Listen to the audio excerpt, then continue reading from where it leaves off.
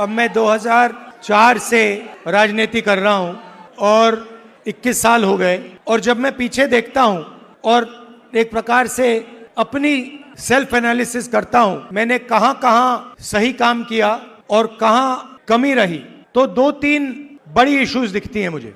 जमीन अधिग्रहण बिल किया, मनरेगा किया, भोजन का अधिकार किया, ट्राइबल बिल, न्यामगिरी की लड़ाई लड़ी, ये काम मैंने सही किया। अगर मैं थोड़ा पीछे को देखता हूं तो मुझे एक बात बिल्कुल क्लियर दिखती है कि एक चीज में मेरी कमी रही थी।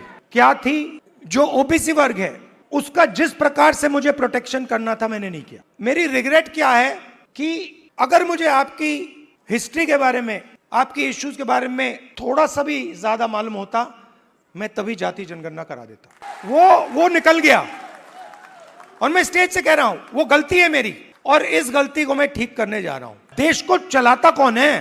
देश को उसकी, किसी भी देश को उसकी उत्पादक शक्ति चलाती है। और देश में मेन सवाल ये उठता है कि अगर उत्पादक शक्ति देश को कुछ दे रही है, भोजन देती है, औजार देती है, ये इमारतें देती हैं, तो उस शक्ति को अपने खून पसीने के लिए देश क्या देता है?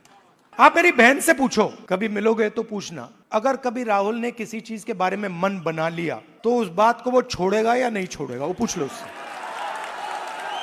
मैं नहीं छोड़ने वाला।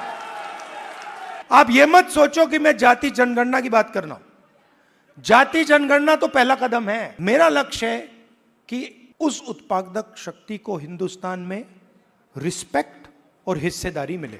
आप राहुल गांधी बोलते रहते हो, मगर राहुल गांधी, आपकी शक्ति के बिना राहुल गांधी कुछ नहीं है। तो मेरा काम आपकी शक्ति को अलाइन करने का है।